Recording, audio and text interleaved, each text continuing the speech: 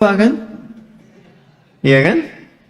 Nah, tanggal 1 itu ketika selesai konjungsi matahari terbenam, di maghribnya terlihat atau batasnya sudah melebihi untuk bisa dilihat atau berpotensi terlihat, dan itu sangat besar kemungkinan dan tidak ada tipisnya.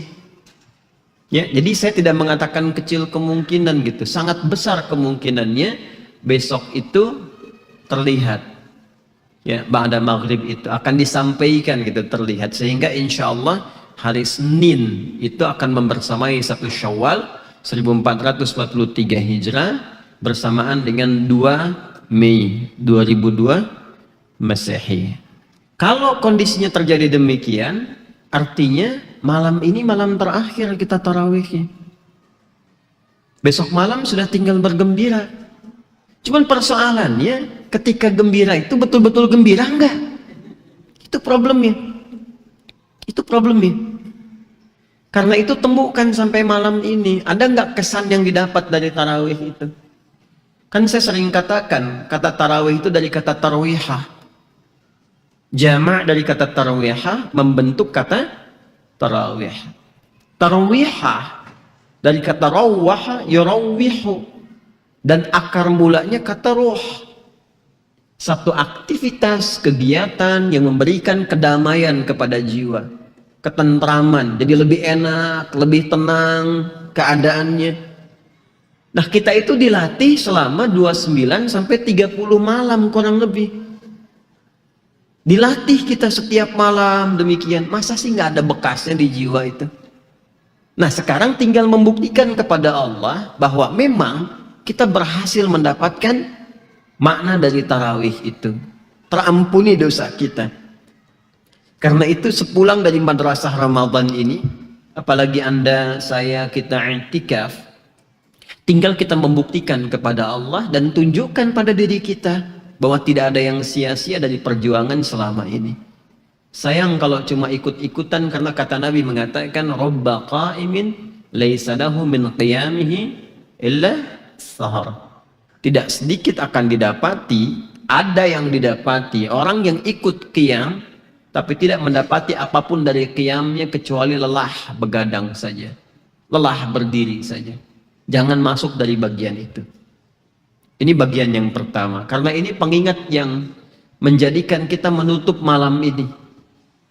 Besok tidak ada kajian i'tikaf lagi. Terlampau soleh kalau malam besok masih i'tikaf. Besok waktunya bertakbir insya Allah. Jelas? Baik, jangan kalah gembira sama anak-anak yang pawai besok tuh. Hati-hati ya. Bawa lampu apa tuh Mas Berlin? Lampu neon. Iya kan, nanti akan pawai kan, rame-rame itu. Mereka gembira, ceria tuh. Belum datang besok aja udah pada main bola. Ya, saking gembiranya. Itu anak-anak. Karena anak-anak itu bersih. Kan kalau belum balik, belum sampai ke masa dosanya. Jadi mereka nikmat saja, menikmati segala suasananya. Yang repot itu adalah ketika kita selesai yang sudah balik ini, tapi nggak menemukan jati diri kita masing-masing. Itu yang berbahaya. Maka coba duduk sejenak untuk malam ini aja, untuk malam ini. Bismillah, lembutkan hati dulu. Minta sama Allah untuk melembutkan hati, duduk sebentar aja. Tanyakan pada diri kita, pada jiwa yang paling dalam. Dapat nggak hasil dari tarawih itu? Kalau masih belum lembut hatinya, tanyakan. Kalau Allah sekiranya mewafatkan saya di malam ini, bagaimana status keadaan diri saya? Itu poinnya. Jelas ya? Nah, jadi kita semua berharap tidak ada satupun yang gagal dalam momentum malam-malam Ramadan ini. Jadi satu dari sekian paket Ramadan mesti berhasil. Jelas sampai sini? Baik. Kemudian teman-teman sekalian, siam juga sama hasilnya. Sama standarnya. Siam sudah banyak kita bahas. Qiyam sudah saya uraikan saat ini. Kini saatnya kita masuki etape akhir dari perjalanan training Ramadan kita. Menjelang Idul Fitr, menjelang 1 Syawal yang penutupnya ada beberapa rangkaian ibadah di dalamnya. Tutorial detailnya besok subuh nanti Anda bisa saksikan dalam tayangan yang kita bisa sajikan. Malam ini kita akan gali dulu jembatan penghubung antara akhir Ramadan dengan awal Idul Fitri. Ada satu ibadah yang jangan sampai juga luput, karena itu begitu menentukan dua hal dalam kehidupan kita. Ya, menikmati buka puasa itu, plus yang kedua, kembalinya kita kepada fitrah yang telah Allah tetapkan sejak mulai berkehidupan. Pembahasan kali ini segala yang terkait dengan ibadah zakatul fitr. Zakatul fitr. Zakat fitri viral juga disebut dengan zakat fitrah. Kata fitri sekarang banyak ya. Idul fitri, zakat fitri, cinta tapi saya belum pernah dengar ada Idul Fitrah, cinta fitrah gitu ya. Fitri, baik. Apa itu fitr? Apa itu zakat? Zakat secara bahasa punya dua arti utama. Punya dua arti utama yang pokok. Satu, at-taharah. At-taharah.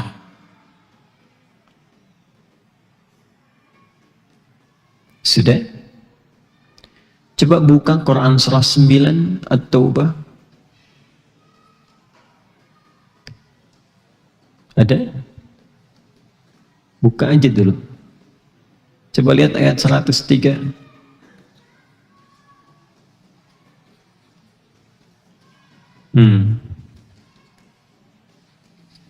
Iya, sudah ditemukan? Coba baca. Baca, Mas.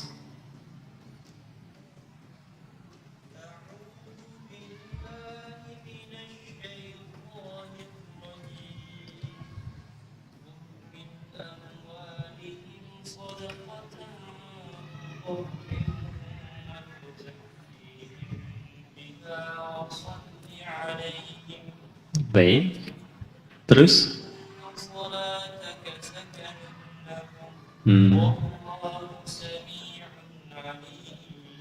Baik. Jazakallah khair. Ada ayatnya?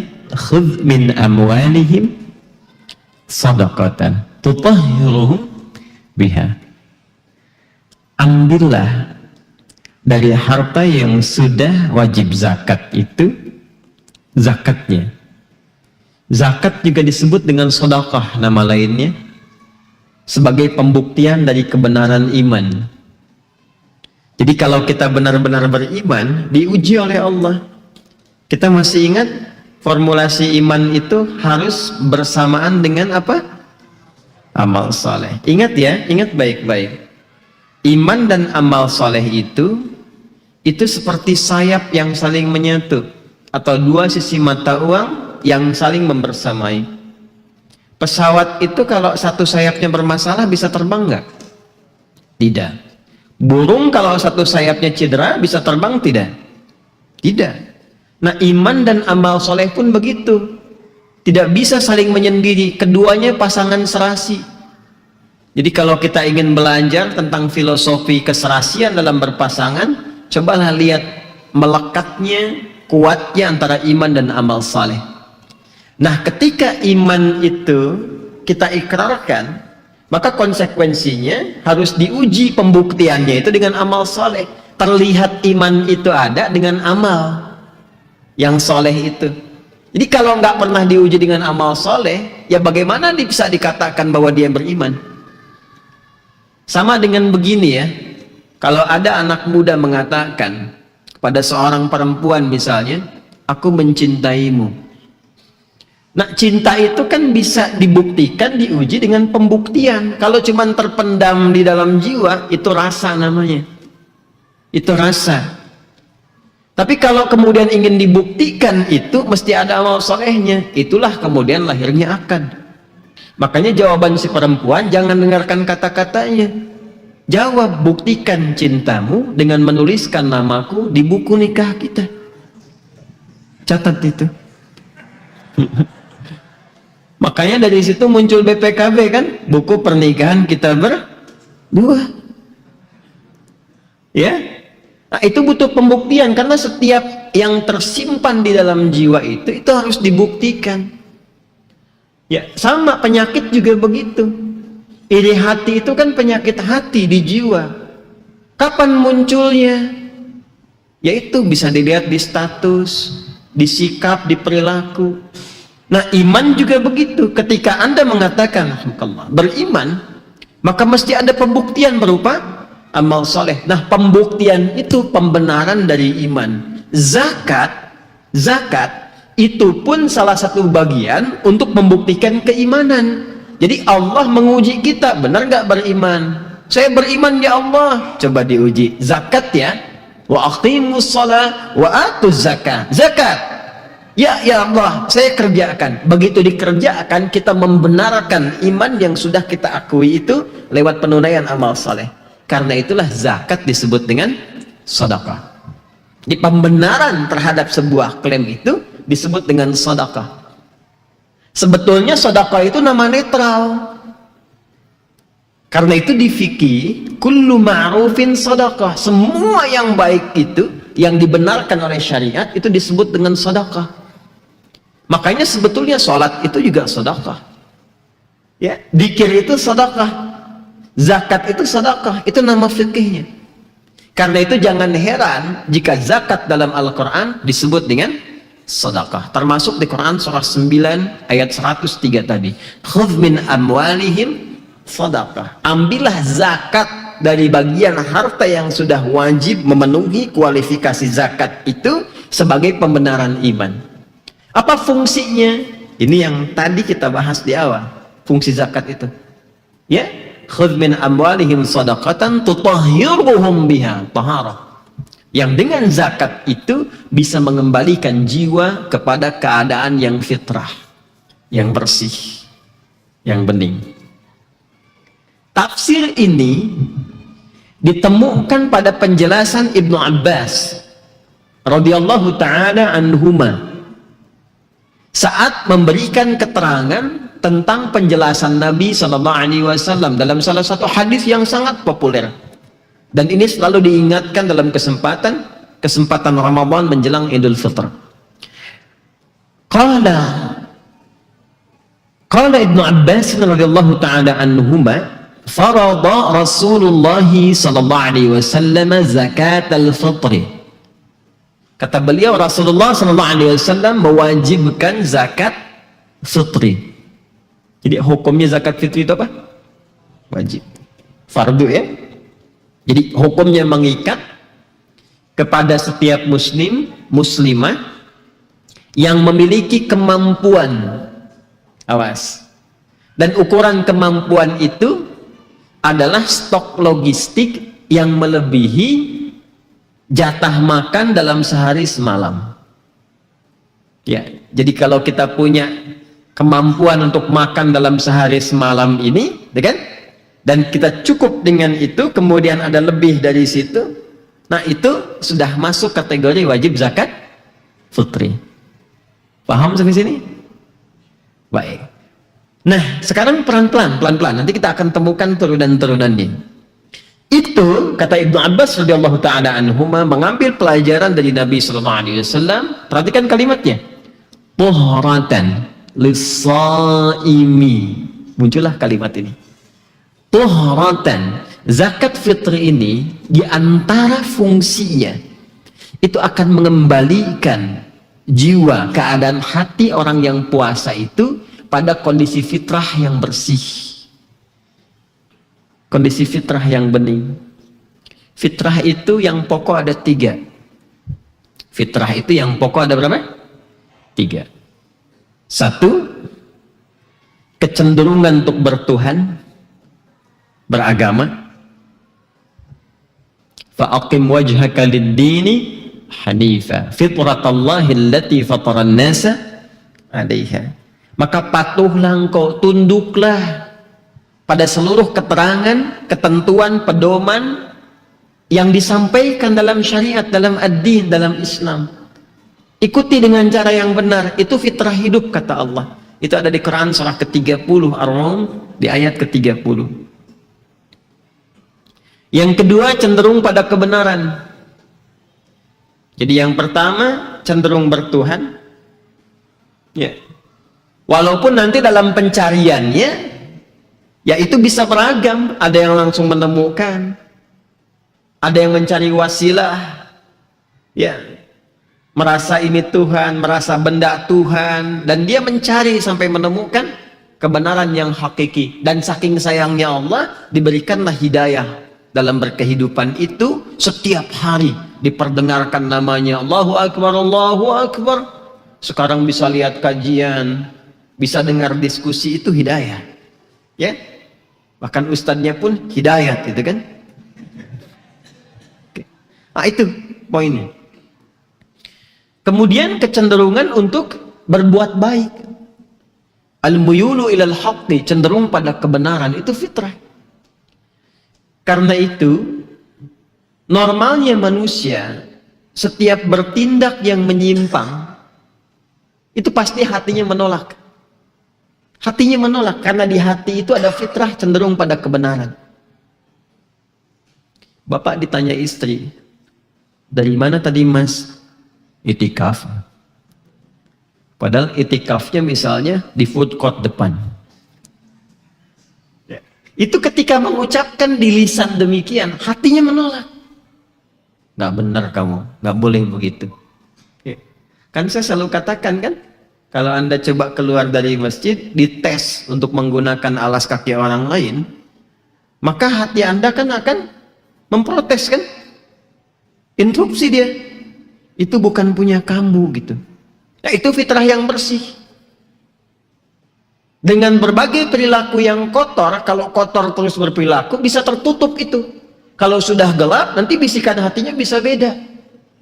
Itu bukan punya kamu tuh yang lebih bagus lagi yang itu tuh. Padahal dia ke masjid gak pakai sendal gitu kan. Itu yang repot. Nah, itu cenderung pada kebenaran. Yang ketiga, itu cenderung pada kelembutan. Cenderung lembut, ramah sebetulnya.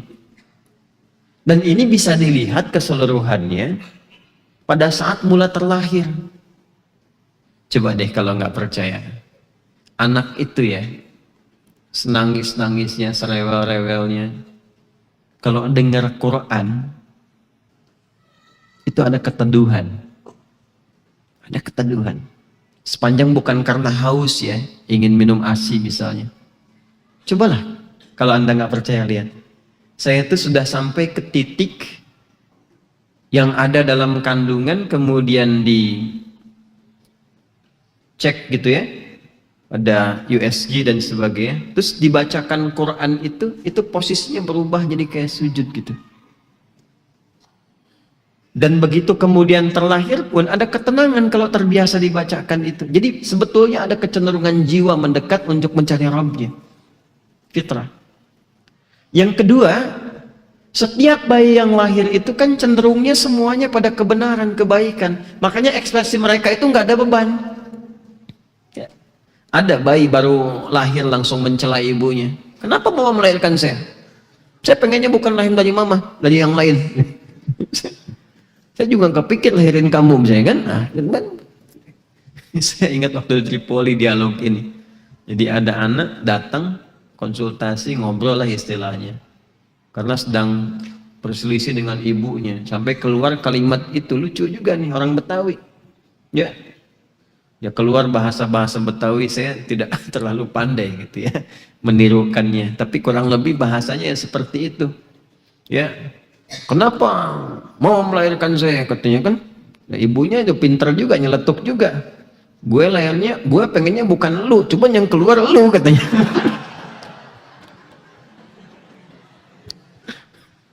Jadi akhirnya apa? Akhirnya ya cair, pada ketawa aja gitu. Ya, pada ketawa tuh, Masya Allah. Allahu Akbar. Jadi nggak ada yang begitu ketika dilahirkan, semuanya baik dan lembut kan. Saking lembutnya kan anak orang juga pengen kita gendong kan. Itulah bedanya dengan binatang. Coba keragunan lihat anak monyet, pengen gendong nggak? Kan? Manusia beda kan. Anak siapa aja pokoknya ketika lahir, ih lucunya gitu. Siapa aja, karena fitrah. Kok bisa setelah dewasa seperti saya? Lihat di cermin, kok bisa kayak saya gitu. Tunjuk masing-masing, maksudnya jangan lihat ke sini. Ya, kok bisa saya itu keras? Kok bisa kata-katanya kotor? Kok bisa jauh dari Allah? Nah, di antara jalan untuk mengembalikan lagi kepada suasana yang bersih itu isyarat dari Nabi, dijelaskan oleh Ibnu Abbas radhiyallahu taala anhuma lewat zakat fitri itu. Karena itu komen pertamanya tuhratan lis-shaimi minal lagwi war-rafathi. Nah, ini ukurannya nih. Jadi kalau sudah mengeluarkan zakat fitri belum? Sudah. Baik. Baik. Alhamdulillah. Nah, keberhasilannya kalau itu zakat sudah sampai kepada penerima, nanti bagian agak akhir saya berikan panduan untuk panitia, hati-hati. Hati-hati, karena nanti bukan amil nih panitia. Betul, serius ini. Jadi ada amil, ada panitia, itu berbeda. Dan itu pengertiannya spesifik. Spesifik. Nanti kita bahas bagian di akhirnya. Sekarang supaya nggak lompat terlalu jauh, saya ingin tarik lagi kepada keterangan ini. Yang pertama, kalau zakat itu sudah disampaikan, misal dititipkan pada panitia, atau disampaikan secara langsung, begitu diterima oleh yang berhak menerimanya, maka normalnya hasil zakat itu akan memberikan dampak pada kebersihan jiwa, khususnya di dua aspek utama. Cek dua hal ini. Kalau dua ini kita berhasil, berarti zakatnya benar, ada penerimaan si Allah Subhanahu wa taala. Kalau tidak muncul yang dua ini, penyebabnya juga dua. Bisa jadi kitanya yang kurang serius menyiapkan, atau problemnya ada di panitia yang memang tidak mengonversikan zakat itu disalurkan dengan cara yang benar. Nanti kita akan temukan, bisa terjadi ini, bisa terjadi. Nah, sekarang kita kembali. Satu minal lagwi, lagha, faman lagha fala jum'atalah, gitu kan? Ansitu wasma'u, ya, yang tiap Jumat kadang suka diingatkan itu sama pembawa MC-nya. Lagha singkatnya perbuatan yang tidak bernilai, perbuatan yang tidak bermanfaat. Dan itu ciri insan beriman. Menjauhi perbuatan lagha itu diantara ciri insan beriman yang imannya level tinggi. Masih ingat di awal jumpa kita ada iman standar, iman pertengahan, iman level tinggi, kelas advance, masih ingat? Kalau iman standar itu panggilannya apa? Masih, tapi ditanya masih amana jamaknya amanu, itu yang standar. Menengah yu'minun. Kalau yu'minun itu sudah mulai ada kontinuitas, keberlangsungan terus. Iman standar contohnya dipanggil salat, Allahu Akbar, azan, baru sadar, baru menyiapkan saat azan, itu iman standar.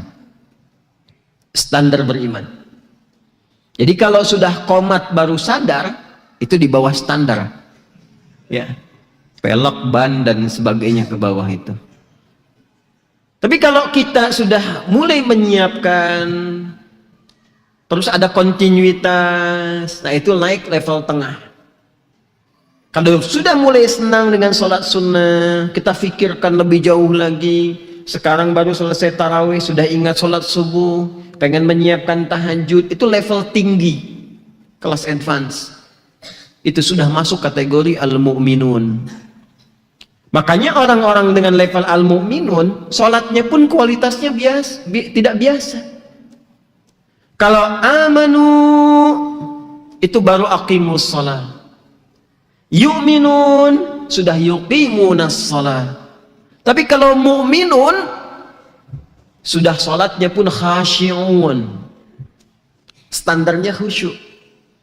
Standarnya khusyuk. Itu ada di Quran surah ke-23 Al-Mu'minun ayat 1, 2, dan yang sekarang kita bincangkan ayat 3-nya. Qad aflahal mu'minun. Mu'minun ya? Alladzina hum fi salatihim khasyi'un. Khusyuk.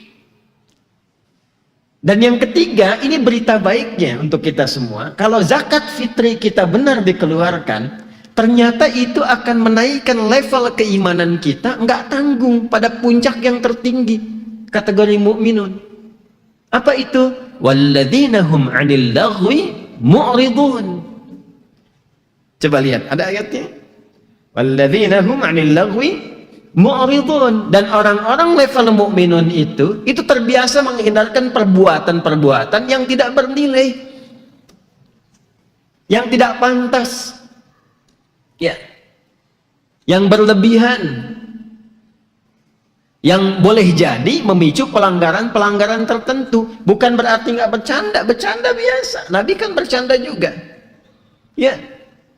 Masih ingat ada nenek yang datang kepada Rasulullah, ya Rasulullah, aina ana fil jannah ma kunti fil jannah. Hah? Ya Rasulullah, pede banget tuh datang nenek kepada Nabi itu. Saya nanti di surganya di mana? Nggak ada nenek di surga katanya. Wah, bingung nih kan. Sedih tuh pulang. Ketemu Omar. Mabiki, kenapa nek? Katanya. Jitu ilan Nabi sallallahu alaihi wasallam. Bahasa kitanya begitu. Saya datang kepada Nabi sallallahu alaihi wasallam ingin menanyakan di mana aku posisinya di surga. Kata Nabi, nggak ada nenek di surga. Bahasa kitanya sih kurang lebih begini, saya udah ibadah sampai jadi nenek-nenek, nggak dapat surga gitu kan. Cari-cari nggak dapat. Kata Umar, ya sadaqa Rasulullah SAW. Benar Nabi. Oh, langsung berubah lagi kamu katanya kan. Ya. Benar, kok bisa? Kata Umar, memang tidak ada nenek di surga karena nenek akan berubah menjadi muda kembali, cantik kembali, ya kan? Menarik kembali. Setelah itu lompat-lompat pergi ketawa tuh. Banyaklah canda Nabi itu banyak. Ada yang sampai kemudian kelihatan gigi gerahamnya, ya. Tapi ada nilainya. Ada sifat membersamai dalam kemuliaannya. Jadi nggak berlebihan. Nah, zakat itu kalau benar dikeluarkan, itu membebaskan kita dari perbuatan-perbuatan yang tidak bermanfaat. Sekarang caranya begini. Ini dalam sekali ilmunya, dalam sekali. Sebelum kita zakat sampai malam ini, coba catat kebiasaan apa yang sering tidak bermanfaat, yang melekat pada diri kita masing-masing. Coba cek. Ayo, kalau nonton video di YouTube, tuh udah mulai ada suara tuh dari belakang. Tuh. Ayo. Coba ibu tuh ya. Ya. Sinetron, ayo coba. Apa yang ditonton? Konon ikatannya sudah mulai lepas bu ya. Nah, kan? Ayo. Meninggalkan tahajud hanya untuk nonton bola. Menang di malam ini, menangis, kalah 4-3. Memang belum leg kedua sih. Ya, tuh. Coba yang nggak pantas, yang nggak bermanfaat tuh kita mulai bisa ukur. Nah, setelah lulus di madrasah Ramadan ini, itu tiba-tiba ada saja kecenderungan di hati untuk meninggalkan, nggak mau lagi begitu. Itu hebat tuh. Bikin statusnya sudah mulai beda sekarang. Sudah mulai share ayat, share hadis, gitu kan? Nggak share yang biasa-biasa yang nggak ada nilainya. Masak toge aja bikin status gitu kan, untuk apa sih? Tutorial masak toge, apa sih? Nggak jelas ya. Yang jelas-jelas saja gitu, ya. Nah, itu coba dilihat tuh. Coba yang bikers, sepedahan, motor-motoran, senangnya kemana? Manfaat enggak tuh? Jangan-jangan jadi lawak saja. Ya? Enggak untuk menyehatkan tubuh Ustaz, melatih supaya kalori terbakar. Iya. 5 kilo, setiap 5 kilo mampir makan lagi. Jalan makan lagi. Terus apa yang diobrolkan di situ? Sayang-sayang kalau cuma jauh-jauh buat foto aja. Tidak salah, tidak. Dan saya tidak menyalahkan, tidak salah. Hanya coba dicek manfaat enggak untuk diri. Refreshing boleh. Dan seterusnya. Paham? Kemudian rafath. Minal lagwi warrafathi. Rafathi itu perilaku-perilaku kotor. Biasanya diwakili oleh lisan dan tangan. Lisan kan juru bicara kita itu.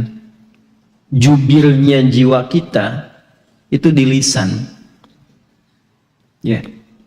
Jubirnya hati, jubirnya kolbu itu lisan. Tapi repotnya lisan itu kan tidak bertulang. Ya. Kalau bertulang masih ada kontrolnya. Nah, ini yang kadang menjadikan kosakata-kosakata yang tidak pantas itu bisa keluar di lisan. Memang sih asalnya dari pergaulan. Dengan siapa dan di mana dia beraktivitas bergaul, di situ akan menginput pulsa-pulsa kosakata yang hadir dalam jiwa, yang kemudian direfleksikan lewat kata-kata. Keluar tuh. Nah, ini setelah kita berzakat fitri, kebiasaan yang nggak pantas itu hilang. Ya, kosakata, kalimat-kalimat tidak pantas. Kita itu hidup di dunia manusia. Jangan bawa percakapan hewan ke dunia manusia. Ya. Ya sudah, dan jangan dibawa-bawa. Yang dihadapi kita kan manusia. Kenapa harus dikatakan kemudian dengan hewan tertentu? Sudah cukup. Dan yang paling tidak adil ketika manusia berbuat salah, yang disalahkannya hewan. Bingung saya.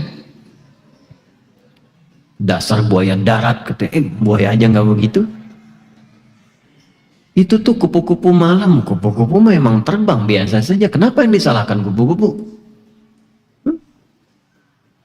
Memang dia orangnya suka mencari kambing hitam. Tuh. Coba lihat deh. Ya, ketika korupsi yang disalahkan apa? Tikus. Kalau ada yang fitnah disalahkan siapa? Kambing.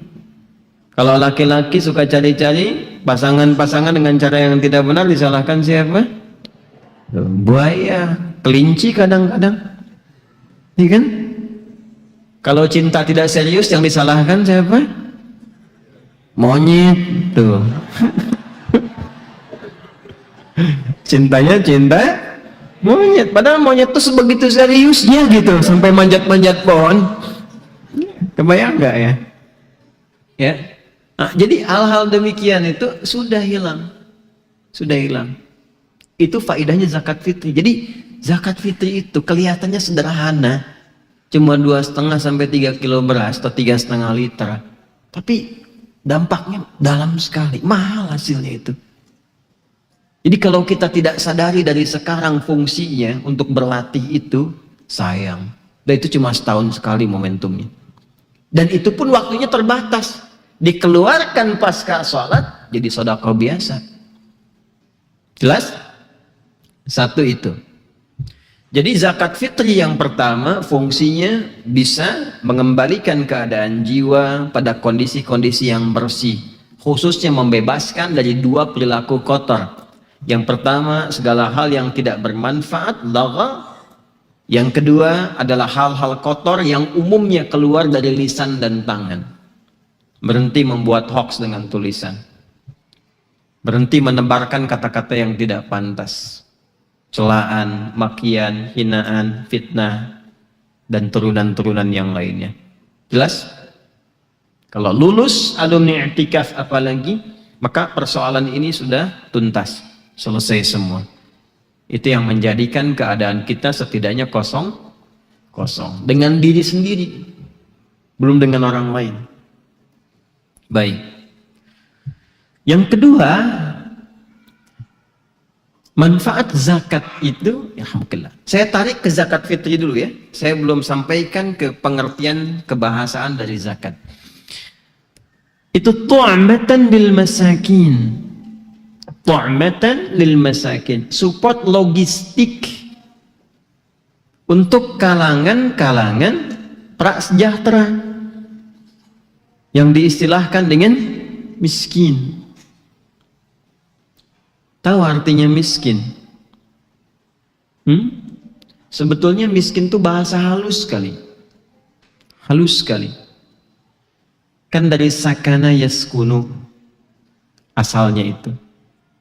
Karakteristik sifatnya disebut dengan miskin. Miskin itu bisa punya dua pengertian. Yang pertama pengertian dasarnya adalah orang yang punya aktivitas berikhtiar, bekerja gitu kan, namun hasilnya belum mampu menyukupkan dirinya, sehingga belum menyampaikan ia pada perasaan yang tenang. Sakana itu kan nanti sifatnya disebut sakinah namanya, ya kan? Jangan hafal bab rumah tangga saja gitu, ya. Litaskunu ilaiha, Quran surah 30 ayat 21. Jadi miskin itu bisa dipahami secara singkatnya orang yang belum tenang karena belum mampu mencukupi keadaan dirinya, walaupun punya aktivitas tapi belum mencukupi.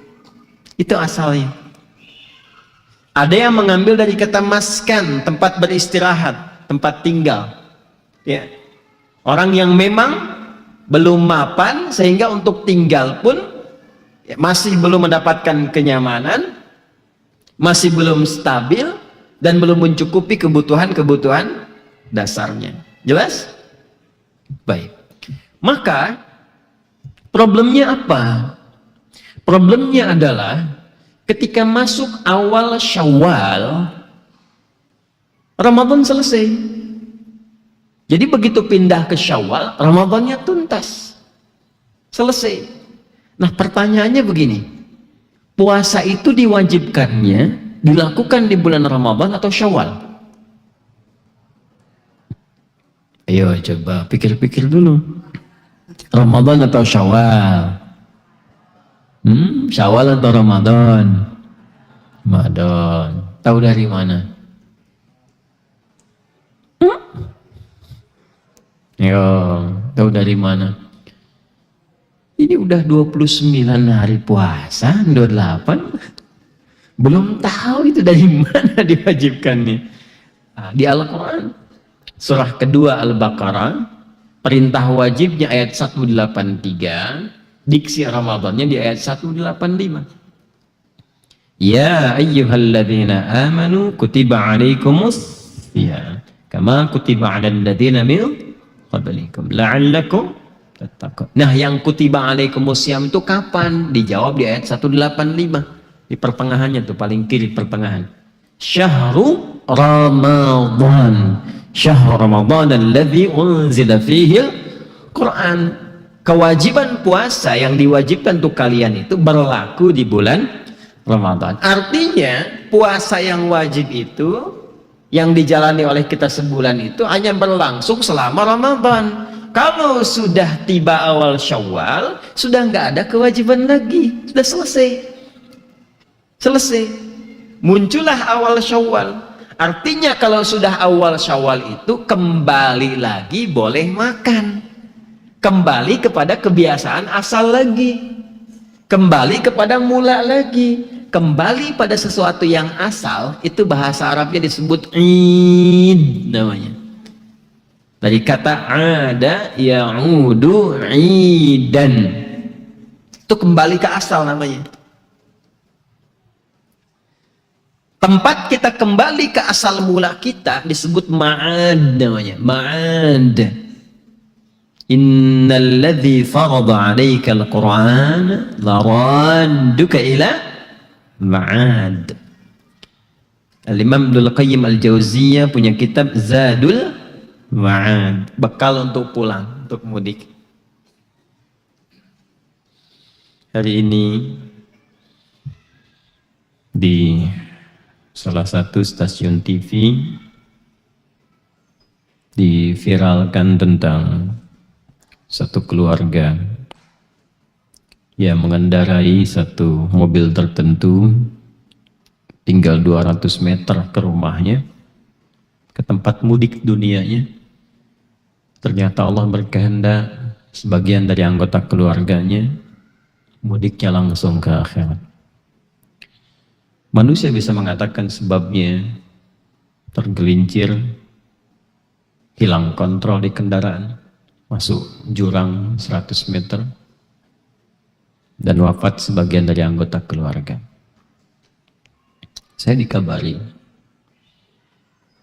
dan insya Allah itu orang baik.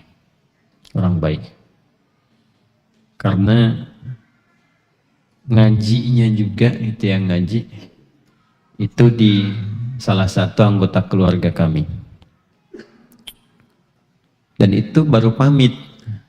Selesai ngaji, yang si kakaknya udah duluan, yang SMP, yang lain nyusul. Dan kami dikabari itu. Itulah Allah kalau sudah berkehendak. Harap-harap mudik dunia, ternyata perjalanan itu mengantarkan kita kepada jembatan akhirat. Itu yang sering saya sampaikan. Manusia hanya bisa memviralkan, tapi hampir berapa juta orang lihat yang nonton itu. Ada nggak getaran pada jiwanya itu? Ada nggak? Bahwa memang suatu saat saya akan pulang gitu. Cuma mungkin caranya kan kita tidak tahu seperti apa. Dan orang hanya melihatnya kecelakaan. Tapi mereka tidak bisa mendalami siapa yang mereka sebut kecelakaan itu. Boleh jadi yang diviralkan itu kecelakaan, tapi tinggi nilainya di hadapan Allah Subhanahu wa Ta'ala. Bahkan saat terguling pun masih bisa berzikir, istighfar. Mungkin yang melihat itu, dia tidak kecelakaan, tapi terancam dengan celaka. Bisa dia tidak menyadari dan memaknai semua hikmah di balik kejadian yang telah Allah tetapkan. Maka bertakwalah pada Allah Subhanahu wa Ta'ala. Saya ingin kembalikan ukuran dari zakat fitri itu yang tadi kita bahas sampai ke ujung. Pada akhirnya setelah selesai Ramadan, tibalah Id. Id itu baru ditafsirkan konteks dunia. Kembali kepada kebiasaan asal. Apa kebiasaan asalnya? Fitrun. Seakar dengan kata futur. Artinya makan. Futur itu adalah makanan awal yang kita konsumsi saat kita mulai beraktivitas. Makanya sarapan itu bahasa Arabnya futur. Iftar. Kenapa makan di waktu maghrib disebut iftar? Yuk iftar, buka dulu, buka puasa. Kenapa disebut iftar? Karena itu makanan yang pertama kita konsumsi setelah kita puasa. Jelas? Nah, akar mula asalnya itu namanya fitrun. Fitri. Jadi Idul Fitri asalnya adalah kembali ke asal mula secara fisikal, bisa makan lagi. Dan makannya sambil gembira, karena di hadis Nabi disebutkan lis-shaimi farhatan. Bagi orang puasa itu punya dua kebahagiaan. Farhatun hina yuftir. Pertama dia gembira ketika dia merasakan tuntas puasanya, senang, alhamdulillah. Dia bisa masuk Idul Fitri, dia makan lagi. Menikmati lagi sajian hidangan. Cuma kan nggak semua yang mengalami itu bisa makan, karena stok logistiknya nggak ada di dapurnya. Untuk menghidupi dirinya saja belum cukup. Dan Allah tidak menginginkan itu. Ini hari bahagia, semua mesti bahagia. Semua mesti senang. Minimal jangan sampai ada yang terjadi masih tetap berpuasa. Pernah nggak mendapati pertanyaan begini? Saya sebelum pandemi itu sempat terdiam beberapa saat, kita menetes juga air mata itu. Pernah nggak dapat pertanyaan begini? Ustadz, apa hukumnya saat Idul Fitri masih berpuasa? Hukumnya apa? Tuh, kita hanya bisa menjawab haram. Pernah nggak kita lihat siapa yang bertanya itu? Saya diam beberapa saat dan kita termenung. Kadang tak terasa gitu ya betapa besar nikmat yang Allah berikan kepada kita. Saya katakan hukumnya saya wajib memberi kamu makanan untuk berbuka.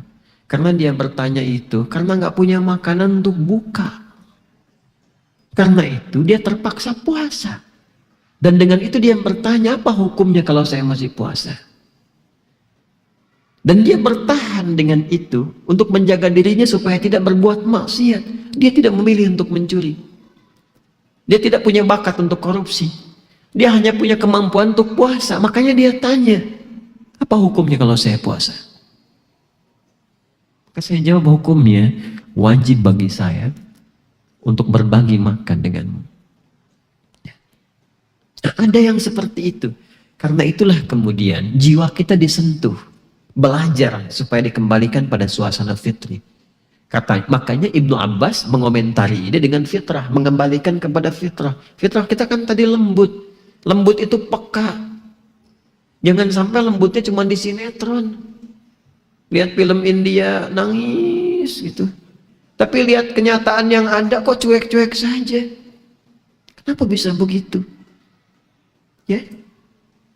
Dunia ini kan nyata yang kita alami itu, bukan fantasi. Bukan fata morgana, kita menjalani itu dengan real sebagai bekal pulang. Karena itulah kemudian muncullah syariat zakat fitri. Kenapa disebut dengan fitron? Karena asal mula filosofinya itu untuk mensupport yang belum punya cukup logistik supaya bisa makan.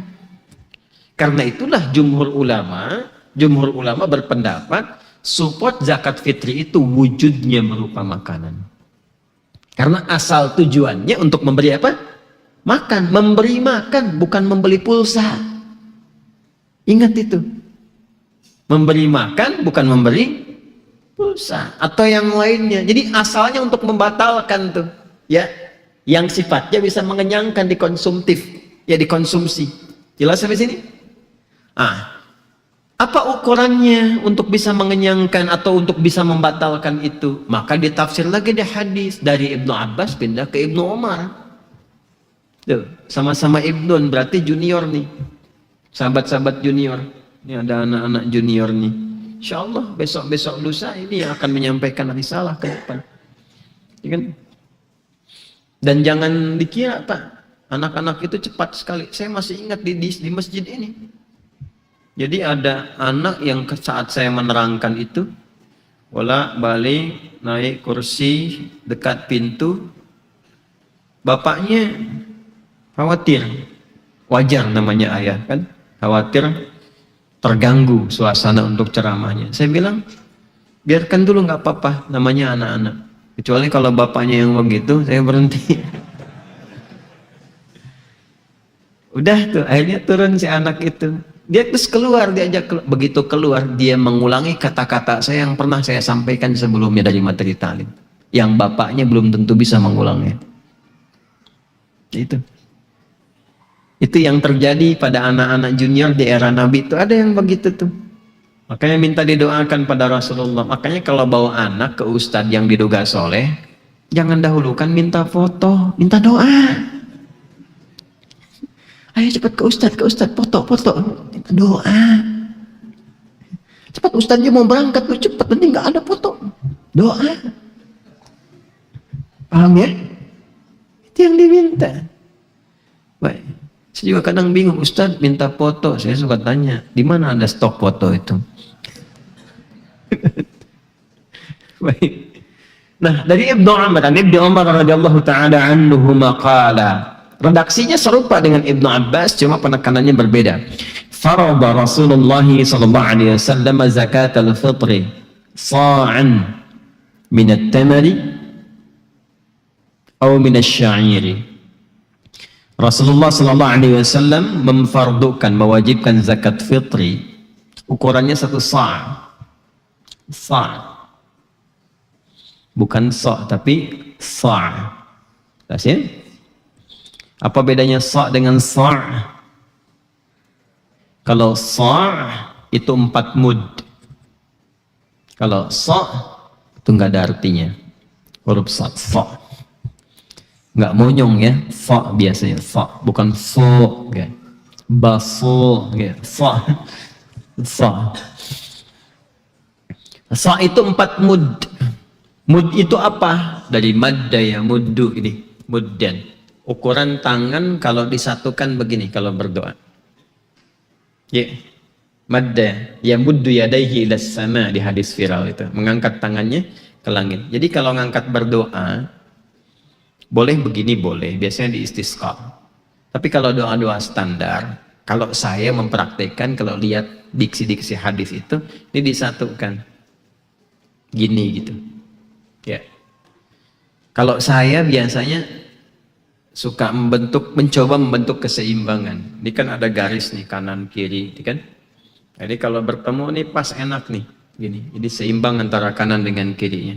Ini kan pasti ada garis kanan dan kiri kan? Ya kan? Nggak usah ditafsirkan macam-macam. Ini garis nasib, garis gini, nggak usah. Nggak usah. Ya, jelas? Ya, nggak usah. Gini aja udah tempel. Terus berdoa. Nah ini begini namanya mud. Satu mud ini adalah ukuran kalau kurma ya disimpan di tangan orang dewasa begini ya, kemudian mencukupi itu 1 mud namanya. Nah 1 sa' itu ukuran 4 kali begini orang dewasa ya, tapi ukurannya kurma waktu itu ya. Terus kalau kemudian ingin kita timbang kekinian, semangatnya apa dulu? Apa yang ditimbang? Apakah sama-sama kurma? Maka para ahli fikih mengaji itu, melihat, oh yang dimaksud itu kurma, tamar, syair, gandum itu makanan pokok di Madinah pada masa itu. Makanan pokok. Karena itu kalau ingin dikonversi, pertama materinya tidak harus kurma atau gandum, tapi makanan pokok yang berlaku di negeri beraktivitas itu. Seperti di Indonesia misalnya, umumnya apa makanan pokoknya? Nasi. Nasi. Awas, nasi. Kalau beras itu makanan pokok bagi hewan yang bertembolok. Makan tuh berasnya. Saya. Nah, beras itu makanan pokok bagi hewan yang bertembolok. Ayam, bebek, ya, itu makanannya apa? Beras diolah. Kita makanannya nasi. Sumber nasi dari beras.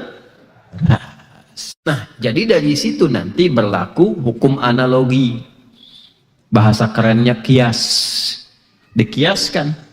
Dianalogikan, karena makanan pokok di sana kurma dan gandum, di sini nasi yang bersumber dari beras, maka zakat fitrinya dikeluarkan dalam bentuk beras. Dihitung, dikonversi oleh para ulama, ketemulah 4 mud itu bilangan 3,5 liter, kurang lebih 2,5 sampai 3 kilogram. Jelas? Nah, jadi prinsip yang pertama dikeluarkannya dalam bentuk makanan pokok. Itu yang saya sepakat, walaupun Imam Abu Hanifah berpendapat boleh dalam bentuk uang, tapi mayoritas menyelisihi itu ya, karena dikhawatirkan satu, bertentangan dengan spirit filosofi zakat itu sendiri yang fitri, karena ini bukan zakat mal dan juga bukan infak berupa harta umum yang sifatnya berupa uang atau sejenisnya. Ini tujuan pokoknya untuk memberi makan. Yang kedua, khawatir menyelisih sunnah Nabi, karena itu yang dipegang lebih mengutamakan kepada apa? Makanan pokok. Jelas? Karena itu, kalaupun panitia, nah ini dia. Tadi saya katakan di awal kan, beda antara amil dengan panitia. Kalau amil itu anak saya, Muhammad Hamilul Qurani. Panitia umum. Nah, amil itu di Quran redaksinya tidak menyendiri amil, tapi amilina 'alaiha wal 'amilina 'alaiha. Nomor 3 urutannya, dari 8 urutan asnaf zakat di Quran surah 9 ayat ke-60. Quran surah At-Taubah ayat 60. Innamas sadaqatu lil fuqara wal masakin wal 'amilina 'alaiha wal mu'allafati qulubuhum, dan seterusnya ayat. Ada ayatnya? Ada ya, insyaallah. Yang nggak ada kan belum ketemu aja, bukan nggak ada ayatnya gitu kan, nggak hafal. Menghafal ya, hafal. Alhamdulillah, saya dapat berita baik tuh yang ikut karantina online, masya Allah. Yang akhwat 3 orang tuh hafal Quran 30 juz dalam waktu, ada yang 28 hari, 29 hari, 30 hari, belum 30 malah, 27, 28, 29, 30 juz, bukan juz 30. Itu ada yang usia 39 tahun, ada yang di bawah itu, ada yang masya Allah rata-rata, yang lainnya ya 19, 15, ada yang 10 ya, dan ragam yang lainnya. Ikhwan juga ada. Artinya kita masih bisa optimalkan. Wal 'amilina 'alaiha, beda antara amilin dengan amilin 'alaiha. Ala itu di ilmu nahwu atau di fungsi balaghah lah lebih tepatnya, itu harfu tarkiz, huruf yang menunjukkan kepada fokus tertentu, khusus, fokus. Nah, amilin 'alaiha itu maksudnya memang pekerjaannya hanya mengurusi zakat saja, gak ada yang lain. Jadi memang itu kegiatannya, fokus di bidang zakat. Karena itu dia berhak mendapatkan bagian dari zakat. Bisa dari zakat mal dikonversi berupa honorarium, misalnya dari pekerjaan itu. Boleh. Boleh. Itu yang sekarang dikembangkan ke Baznas dan sebagainya. Ya kan? Nah, tapi dalam konteks zakat fitri biasanya sulit ditemukan amilin 'alaiha itu. Yang ada panitia. Ya. Ingat, sekali lagi, amilin 'alaiha itu yang fokus mengurusi zakat, bukan yang nyambi. Ya. Ketua RW punya 5 perusahaan, ketua RT 2 perusahaan, ikut berpartisipasi mengurus zakat, ini amilin dapat bagian. Tidak. Ya. Itu amal soleh saja. Kan kisah viralnya itu terkait dengan sahabat Ali bin Abi Thalib radhiyallahu taala anhu. Beliau itu diutus oleh Nabi untuk mengurusi zakat, berangkatnya ke Yaman, berangkat pakai unta. Fokus ngurusin zakat. Kebayang nggak tuh dari Madinah ke Yaman itu berapa lama bisa ditempuh? Lelahnya macam-macamnya. Memang fokus ngurus itu saja. Nah, itu yang disebut amilin 'alaiha. Ya, dan saya tidak tahu apakah beliau mendapatkan bagian dari situ diambil atau tidak, karena kan dari kalangan Bani Hashim, ahli bait. Ya, menerima sedekah yang bisa diterima, tapi zakat kan terbatas sifatnya. Balik ya. Nah, jadi dari sini kalau cuma amilin sifatnya panitia. Amilin 'alaiha itu yang fokus. Pada kasus zakat fitri jarang ditemukan amilin 'alaiha, yang ada panitia biasa. Karena memang tanggung jawabnya berat. Kalau zakat mal waktunya terbuka luas, masih bisa dicari temukan. Zakat fitri, coba kalau muslim di Indonesia 200 juta, sanggup nggak tuh nyampaikan itu ke 200 juta orang? Ya. Walaupun dibagi misalnya lokal-lokalnya itu. Karena itu dibentuknya panitia supaya bebannya sedikit berkurang. Nah, apa kaitan dengan panitia zakat ini? Ini yang ingin saya ingatkan. Hati-hati. 2 hal yang ingin saya ingatkan. Walaupun Anda membuka kesempatan masyarakat menitipkan zakat fitrinya dengan cara memberikan uang, namun penyalurannya konversi kepada makanan pokok. Jelas? 1. 2, jenisnya diusahakan dengan kuat, harus setara. Jadi kalau dia misalnya membeli ya beras yang bagus, misal taruhlah 45 sampai 50 ribu misalnya, sedangkan di situ ada kelasnya 30 ribu, 35 ribu, 45 ribu misalnya. Terus dia beli dalam kelas yang 45.000, itu saat disalurkan jangan dicampur. Karena yang dia keluarkan itu yang kelas 45.000. Jangan sampai atas niat dia Anda berikan kemudian dicampur dengan yang 35.000 misalnya. Awas, hati-hati, ilmu baru ini. Awas, ini kehati-hatian tuh. Ya, kehati-hatian. Yang kedua, kalaupun ingin dikonversi, nilainya harus serupa. Harus serupa. Makanya saya dari awal tuh suka mengingatkan dengan ketat. Kalau ingin dikonversi, beli beras misalnya 45.000, beli nih 45.000. Nanti kalau sulit, ini kan masa ngunyah beras pagi-pagi gitu kan? Ada inisiatif kan untuk mendampingi dengan misalnya ikannya atau minyak goreng atau macam-macam yang malamnya bisa disiapkan, paginya bisa dinikmati. Nah, pos untuk mengiringi itu jangan disertakan dari bagian zakat yang memang semestinya makanan pokok. Bagi dengan pos infak. Makanya saat Ramadan itu banyak infak terkumpul. Sertakan ke situ.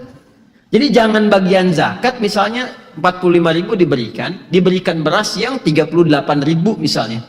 Kan kualitas turun. Sisanya diberikan kemudian minyak goreng macam-macam dan seterusnya.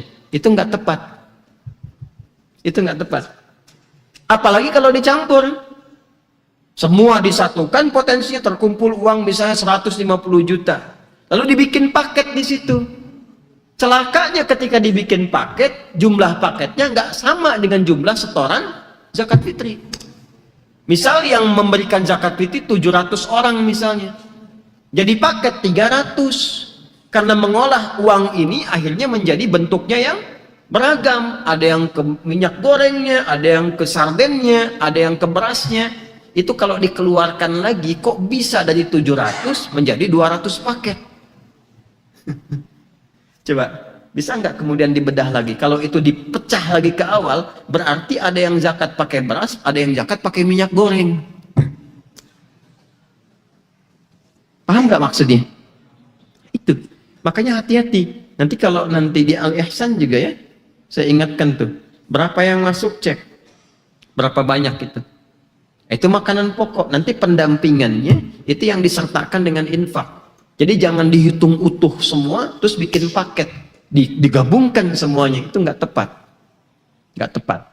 Ini kalau kita mengambil yang prinsip hati-hati ya, jangan didebat ya, jangan didebat, dilaksanakan saja gitu. Ya, jelas ya. Jadi saya memberikan kehati-hatian untuk semuanya nih. Nah, makanya kalau mau simpel tuh ditakar aja di awal. Ya, kalau di daerah kan biasanya masyarakat bawa beras, setorkan pas gitu kan.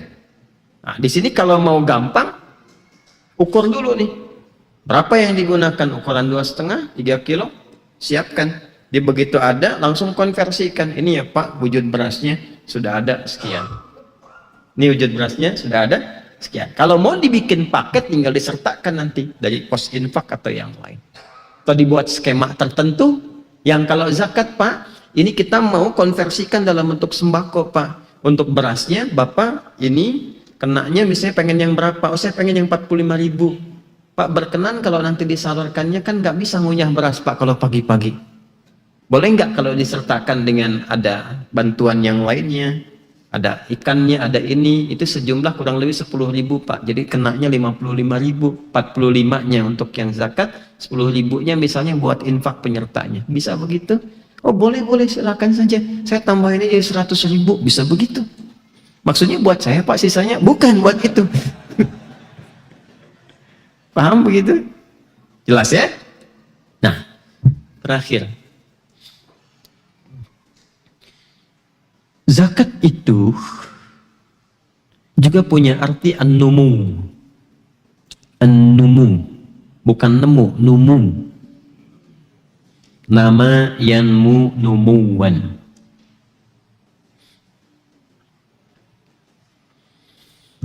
Nama itu artinya sesuatu yang berkembang, yang tumbuh dalam bahasa Arab.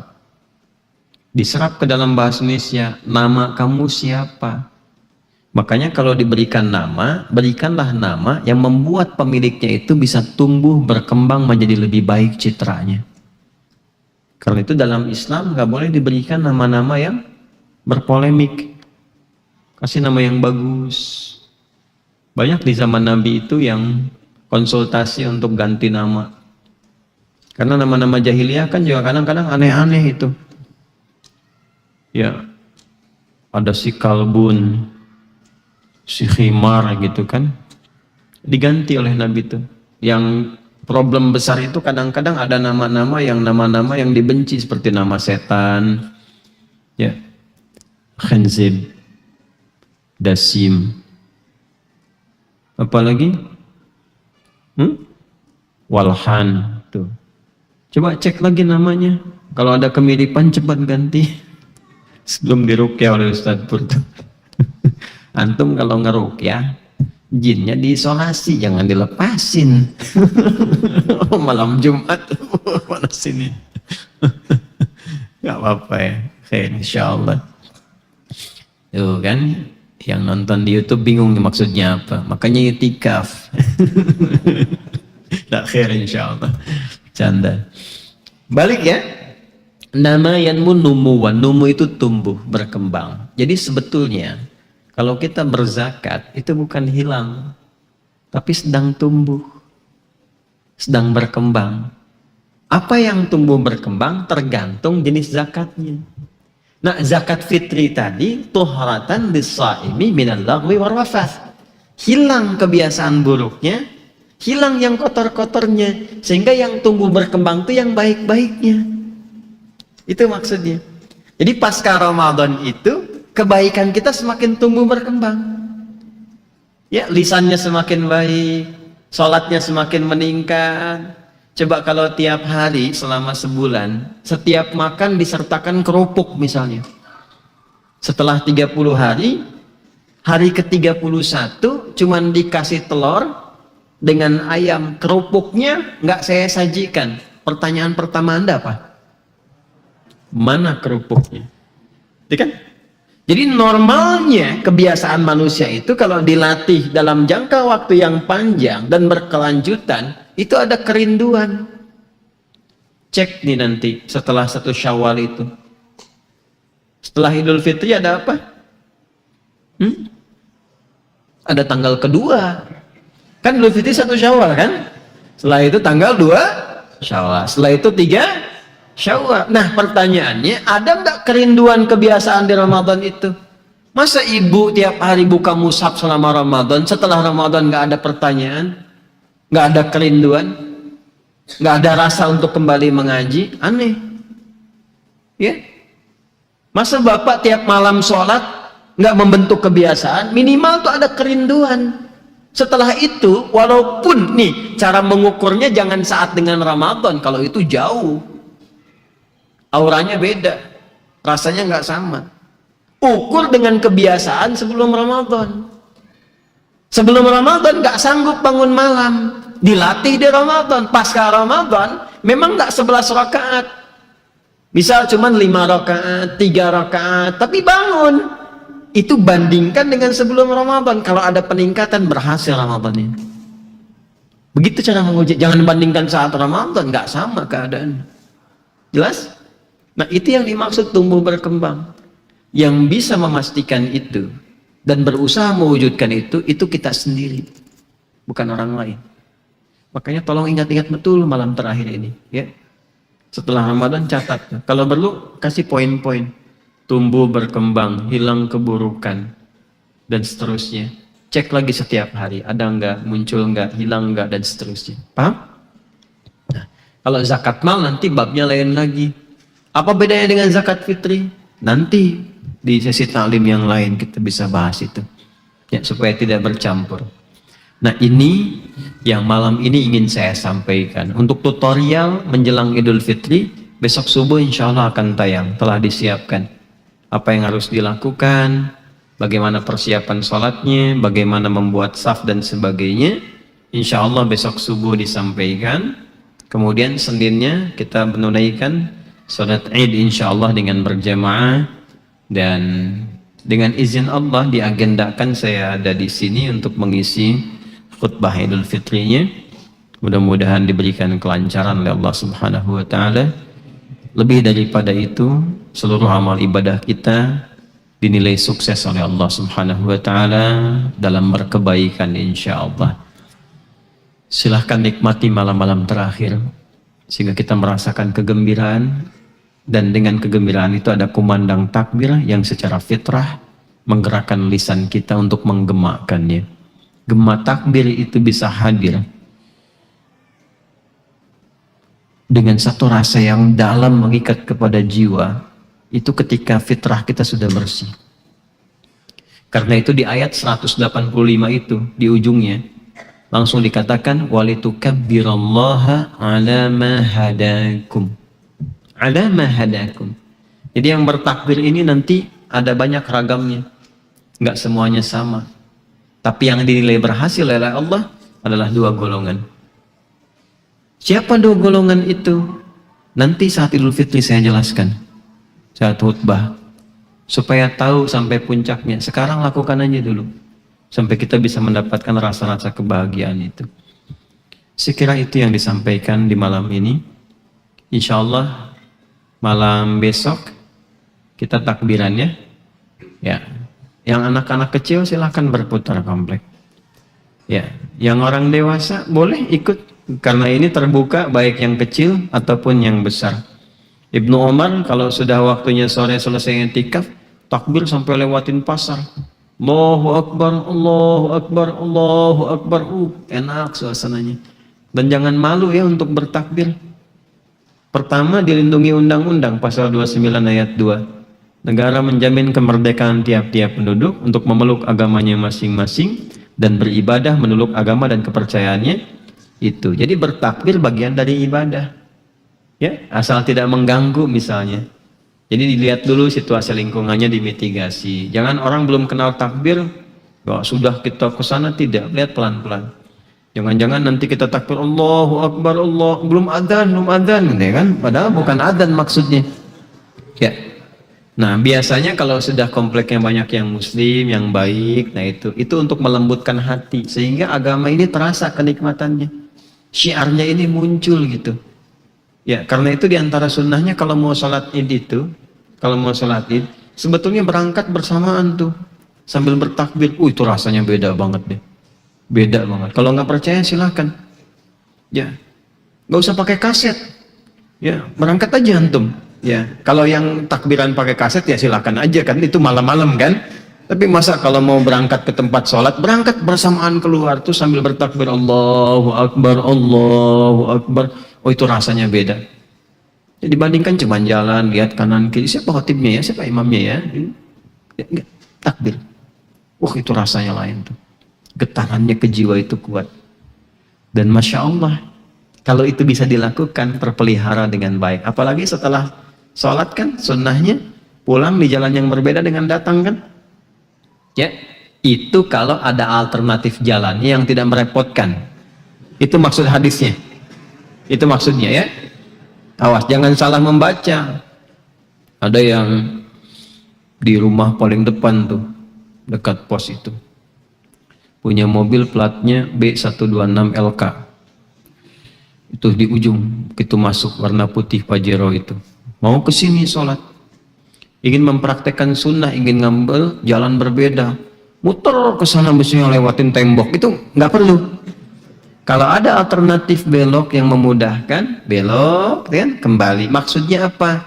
Supaya melewati beberapa tetangga-tetangga itu yang bisa saling sapa, saling silaturahim, kan mencerahkan kembali sesuatu yang tidak nyaman dan seterusnya. Itu Masya Allah, itu luar biasa. Tapi tidak perlu dipaksakan kalau tidak ada alternatifnya. Ya, datang lewat depan, pulang muter Istiqlal dulu misalnya sekali, kan itu berlebihan. Jelas ya? Saya hafal teman-teman, saya di lingkungannya insya Allah hafal. Kalau lihat itu insya Allah.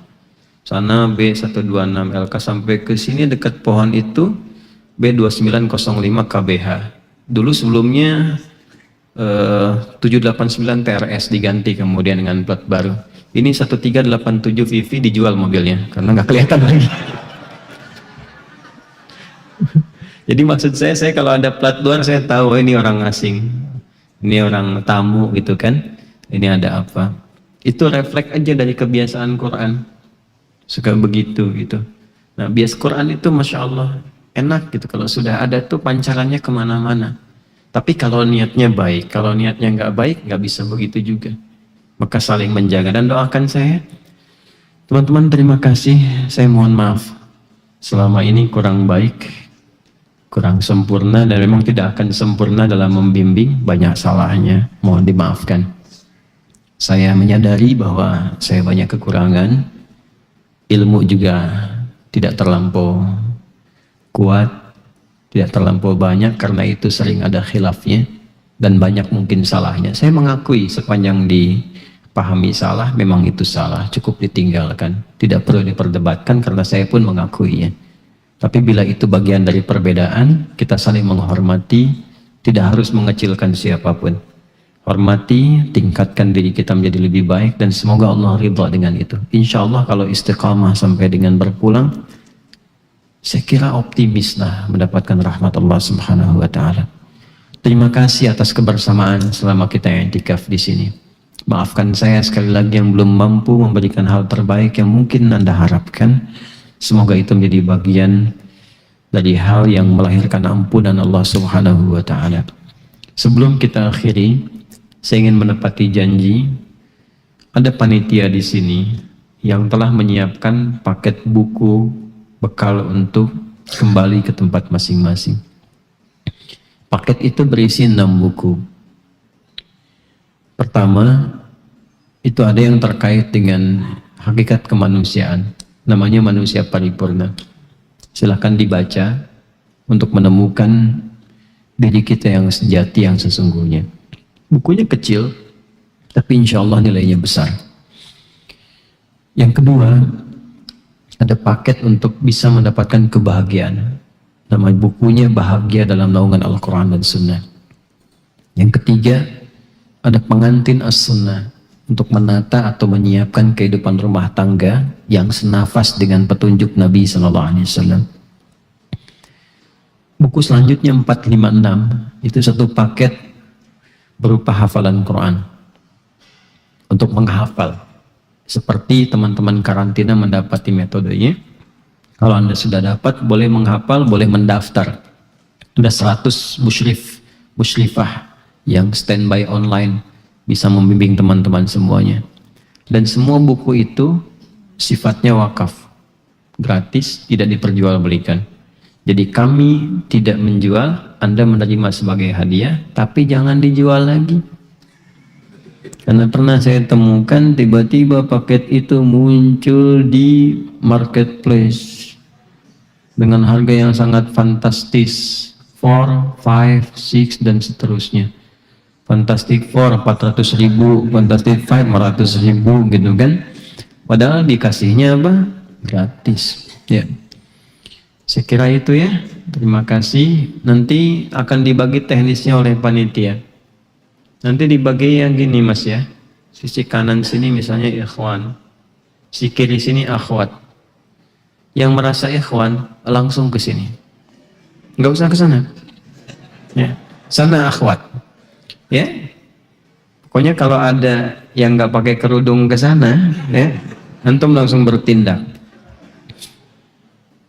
Akhwat langsung ke sini, jangan ke sana. Dibagi ya. Jumlahnya saya kira insya Allah mencukupi. Ini cukuplah ya. Pokoknya kalau kurang ambil lagi ya. Kurang ambil lagi. Yang nggak boleh nambah cuman sahur. Buku pas. Saya kira itu teman-teman, terima kasih. Kita siap-siap, mudah-mudahan hari terakhir ini menjadi khitam humis dan diridai Allah Subhanahu wa Ta'ala. Allahumma taqabbal minna innaka antas sami'ul alim wa tub 'alaina innaka antat tawwabur rahim.